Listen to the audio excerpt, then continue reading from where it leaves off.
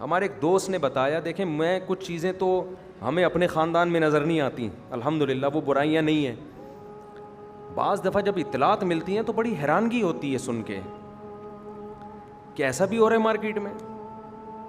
ہمارے ایک دوست نے بتایا, پنجاب میں ہوتے ہیں, بڑے اچھے قابل آدمی ہیں, کہ ایک چیز مارکیٹ میں ہمیں بہت نظر آ رہی ہے, وہ یہ کہ آج ایک بھائی غریب ہوتا ہے اور ایک بھائی کیا ہوتا ہے, بے پناہ مالدار. اس مالدار کو خود سے غریب کو پوچھنے کا خیال نہیں آتا کہ یار تیری حالت کیسی چل رہی ہے, تیری انکم کتنی ہے, سیلری کتنی ہے, گھر کا رینٹ کتنا ہے, تو آٹا دال گھی بچوں کے اسکول کی فیسیں کیسے مینیج کرتا ہے.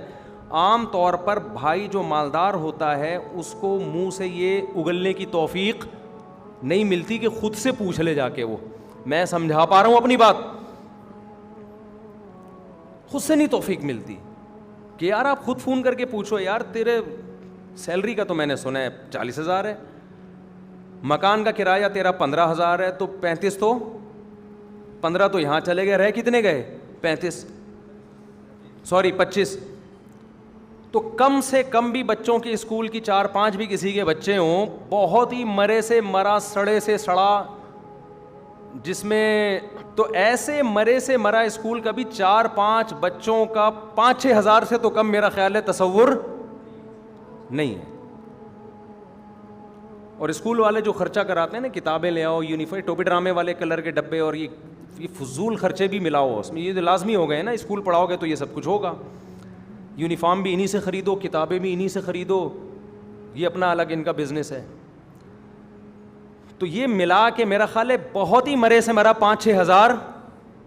پھر بچوں کو کچھ پاکٹ منی بھی دینی پڑتی ہے, آپ نہیں دو گے تو دوسرا بچہ پیسے لے کر آ رہا ہے, یہ احساس کمتری میں جائے گا. تو 5-6 ہزار یہ لگا لو, کتنے وہ گئے, رہ کتنے گئے پیچھے 20,000. اب 20,000 میں ایک آدمی, ایک عدد بیوی اور 3-4 بچے, کیا کرے گا وہ کیسے مینیج کرے گا؟ تو یہ ذمہ داری گورنمنٹ کی ہے کہ اس سے جا کے پوچھے؟ گورنمنٹ کی ہے بعد میں, پہلے کس کی ہے؟ بولو نا یار, آپ بولتے کیوں نہیں ہو؟ دیکھو میں بلواتا اس لیے نہیں ہوں کہ مجھے کوئی شوق ہے, میں اس لیے تاکہ آپ کا ذہن حاضر رہے. یہ ذمہ داری اس کے سب سے ہی قرآن کہہ رہا ہے. ہم ریاست کے قوانین کو بعد میں مانتے ہیں, قرآن کے قوانین کو پہلے مانتے ہیں. قرآن تو پوری دنیا کی ریاست کی بات کر رہا ہے نا, جو اللہ کی ریاست ہے. قرآن کہہ رہا ہے یہ سب سے پہلا حق کس کا ہے, یہ پوچھنا بھائی بہنوں کا. اگر بہن مالدار ہے اس کا بھی حق ہے کہ پوچھے بھائی کے بارے میں, کہ بھائی تو 40,000 میں تیری تنخواہ ہے, بیوی 3-4 بچوں کے ساتھ کرائے کے گھر میں تو کیسے گزارا کر رہا ہے؟ یہ اس غریب بھائی کے ذمے نہیں ہے کہ وہ دوسرے بھائی کو بتائے, بلکہ دوسرے کے ذمے ہے کہ وہ اس کے بتائے بغیر خود سے پوچھے. اس سے نہیں پوچھتا گناہگار ہوگا.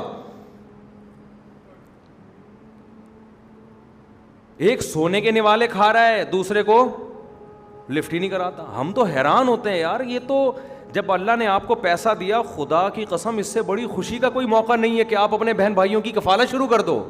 تو ایسا مزہ ہے اس میں, تو مٹھاس ہے اس عمل میں, اتنا اچھا لگتا ہے آدمی خرچ کرنے والا بنے, مزہ ہے اس میں. اور کمال کی بات, کمال در کمال, یہ کام کنجوس لوگ کر رہے ہوتے تو حیرانگی ہوتی.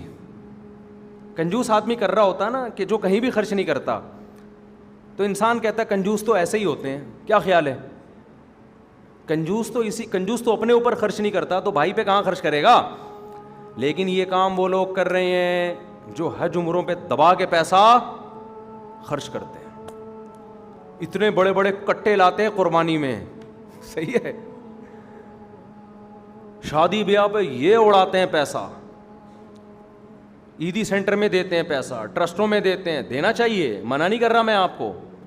سب سے پہلا حق کس کا ہے میرے بھائی؟ آپ کے بہن بھائیوں کا حق ہے. دیتے نہیں ہیں پہلی بات. اور اگر اگلا مانگ لے تو جیسے نیمو نچوڑ ہوتا ہے نا, اس نے 900 روپے مانگے تو گن کے 1000 کا نوٹ دے کے 100 روپے واپس. سمجھ میں آ رہی ہے بات؟ یہی لوگ جب دوستوں کی دعوت کریں گے, او بھائی آپ دیکھو ماشاء اللہ یہ کھلا رہے ہیں, یہ پلا رہے ہیں, حضرت ابو طلحہ انصاری رضی اللہ تعالی عنہ، قرآن کی آیت نازل ہوئی، لن تنالوا البر حتی تنفقوا مما تحبون، نیکی کی حقیقت تک اس وقت تک نہیں پہنچ سکتے جب تک محبوب چیز اللہ کی راہ میں صدقہ نہ کرو. یہ قرآن کی آیت نازل ہوئی. صحابہ جوش میں آ گئے، بھئی محبوب چیز صدقہ کرنی پڑے گی. حضرت ابو طلحہ انصاری آئے نبی کی خدمت میں، عرض کیا یا رسول اللہ نے کہا ہے کہ اصل نیکی یہ ہے کہ محبوب چیز خرچ کرو. میری محبوب چیز میرا باغ ہے جو میرا سورس آف انکم ہے، میں پورا باغ خرچ کرنا چاہتا ہوں، کس کو دوں؟ ہم اور آپ ہوتے ہم کیا کہتے ہیں؟ مجھے دے دو بھائی. ایک دم رونا شروع کر دیتے ہیں، جیسے گھر میں کبھی کھانے کو ہمیں ملا. دیکھو مانگنے کے اصول الگ ہیں. مانگنے میں تو شریعت کہتی ہے مت مانگو، کسی غیر کے سامنے کبھی ہاتھ مت پھیلاؤ. دینے کے اصول کچھ اور ہیں. دینے کے ہیں کہ مانگے بغیر دے دیا کرو، جتنا مانگ رہے اسے ڈبل کر کے دے دو. ہم نے بڑے بڑے علماء کو دیکھا ہے، ان سے سیکھا ہے، کچھ ہم بھی اس پر عمل کی کوشش کرتے ہیں. رکشے والے سے بارگیننگ کی، ریٹ کم کرائے، ریٹ مت توڑو. بعض لوگ کیا کرتے ہیں، رکشے والے کو بولا ہاں بھائی انڈا موڑ جانا ہے، کتنے لے گا؟ اس نے بول دیا 1000 روپے، چل 1000 دے دوں گا. ایسے کریں گے تو ریٹ کیا ہو جائیں گے؟ مارکیٹ خراب. حضرت عمر نے اس پر پابندی لگائی تھی. ایک صحابی ایک چیز کو مارکیٹ میں بہت سستی کر کے بیچ رہے تھے. حضرت عمر نے منع کیا کہ سب لوگ اتنی سستی نہیں بیچ سکتے اس چیز کو، ان کی تجارت کا نقصان ہوگا. حضرت عمر نے فرمایا یا تو ریٹ بڑھاؤ یا مارکیٹ سے جاؤ، کیونکہ بعض دفعہ آپ کو ایک چیز فری میں مل گئی یا مل رہی ہے کہیں سے، آپ نے اونے پونے بیچنا شروع کر دیا. وہ بیچارہ تاجر کروڑوں روپے کی دکان خرید کے بیٹھا ہوا ہے، صحیح ہے نا، اس کا وہ ان کی تجارت کا بیڑا غرق. تو ہر چیز کا خیال کیا گیا ہے. تو آپ اپنی سخاوت میں مارکیٹ کے ریٹ خراب بولو نا نہ کر.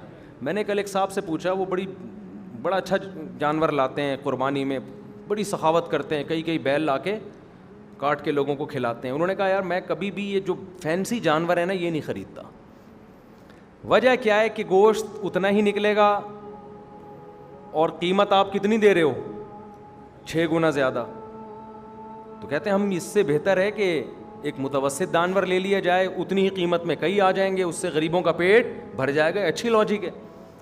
تو میں نے کہا یہ فینسی جانور اتنے مہنگے کیوں ہو گئے ہیں؟ انہوں نے کہا یہ مہنگے ہوئے ہیں ان لوگوں کی وجہ سے جن کو اللہ نے پیسہ بہت دیا ہے. وہ جاتے ہیں، بیل پہ ہاتھ رکھا، کتنے کا دے رہی ہے؟ اس نے بول دیا 10 لاکھ. یہ لے بھائی 10 لاکھ.